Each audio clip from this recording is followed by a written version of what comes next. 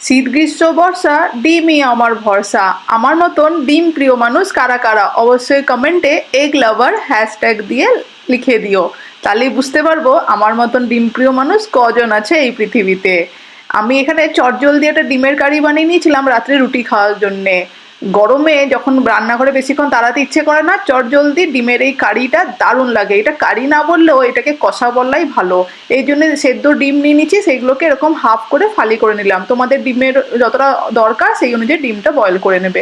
এখানে নুন, হলুদ, লাল লঙ্কার গুঁড়ো, চিনি আর বেশ খানিকটা পেঁয়াজ কুচি নিয়ে নিয়েছি। এরপরে একটা প্যান গরম করতে বসিয়ে একটু সাদা তেল দিয়ে দিলাম।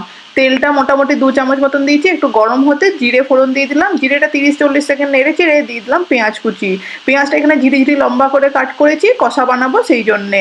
আর পেঁয়াজের পরিমাণটা কিন্তু বেশ অনেকখানি দিতে হবে। আমি এখানে কিন্তু দুখানা বলতে পারো বড় সাইজের পেঁয়াজ দিচ্ছি। এরপরে ড্রাই স্পাইসেসে দিয়ে দিলাম ওই নুন, হলুদ, একটু সামান্য চিনি আর কাশ্মীরি রেড চিলি পাউডার কালারের জন্য। ঝাল খেতে ইচ্ছে করলে লাল লঙ্কার গুঁড়ো ব্যবহার করে নিতে পারো।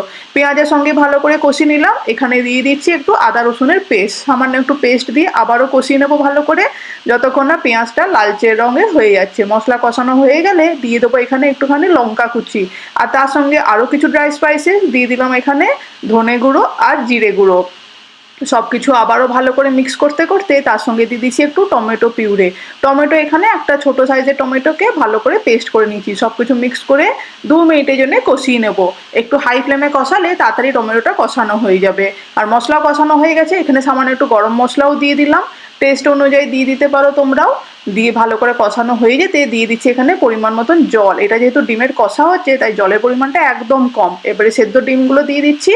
দিয়ে ভালো করে একটুখানি মশলাটা ডিমের উপরেও একটু স্প্যাচুলার সাহায্যে এরকম করে একটু করে লাগিয়ে দিচ্ছি, যাতে দুটো অংশ একটু কালার হয়ে যায় ভালো করে। এরপরে এটাকে মিডিয়াম ফ্লেমে 2 থেকে 3 মিনিটের জন্য কষিয়ে নাও। উপর থেকে চাইলে ধনেপাতা গার্নিশ করে দিয়ে দাও। আমার কাছে ছিল না, আমি আর দিইনি। তোমাদের কাছে থাকলে অবশ্যই ধনেপাতা একটু গার্নিশ করে সার্ভ করে দাও। গরম গরম রুটি, পরোটা হোক কিংবা জিরা রাইস, জাস্ট ফাটাফাটি লাগে ডিমের এই কষাটা। অবশ্যই বাড়িতে বানিয়ে খেয়ে আমাকে কমেন্ট করে জানিও কেমন লাগলো আজকের এই রেসিপি। চট জলদি ফেরত আসবো। চ্যানেলটা সাবস্ক্রাইব না করা থাকলে সাবস্ক্রাইব করে নিও, পাশে থেকেও। থ্যাংক ইউ বন্ধুরা।